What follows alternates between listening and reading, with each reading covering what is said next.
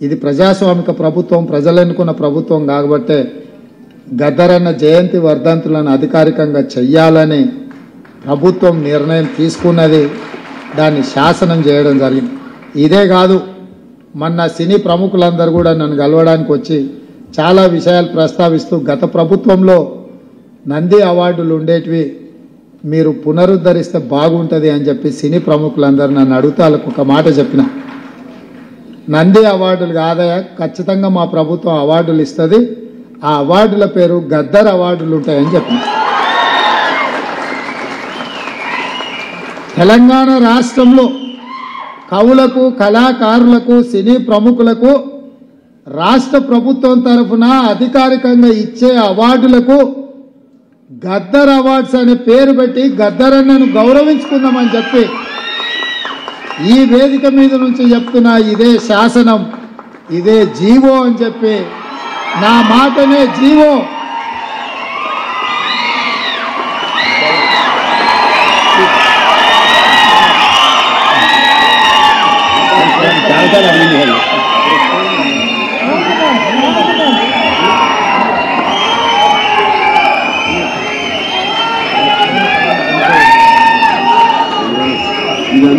Best award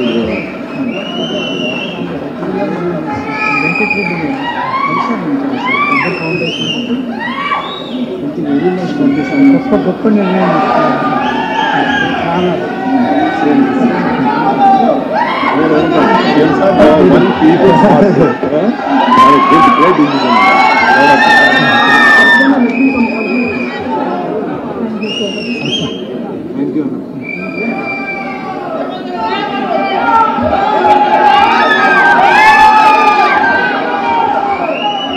మిత్రులారా,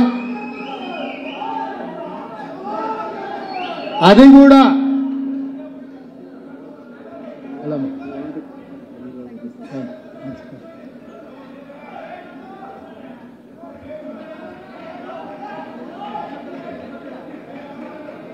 వివిధ భాషలలో గద్దరన్నకు గొప్ప గుర్తింపు ఉంది.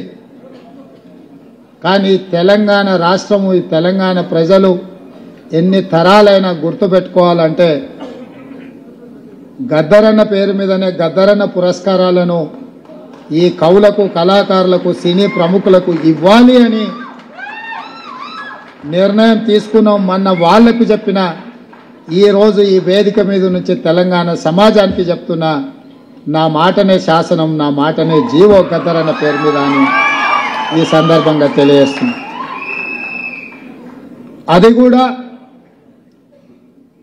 ఈ సంవత్సరం ఉగాది పండుగ చేసుకున్న వచ్చే సంవత్సరం నుంచి జనవరి 31 తారీఖు నాడు గద్దరన్న జయంతి నాడే వచ్చే సంవత్సరం నుంచి ఈ కార్యక్రమాన్ని చేయడం ద్వారా ప్రతి గద్దరన్న జయంతి నాడు ఈ పురస్కారాలను ఆ కవులకు, కళాకారులకు అందించడం ద్వారా వారిని స్మరించుకునే అవకాశం తెలుగు ప్రజలకు, తెలంగాణ ప్రజలకు, ఆయన అభిమానులకు అందరికీ కూడా ఉండాలన్న ఆలోచనతోనే ఈ నిర్ణయం ఇక్కడ ప్రకటిస్తున్నా.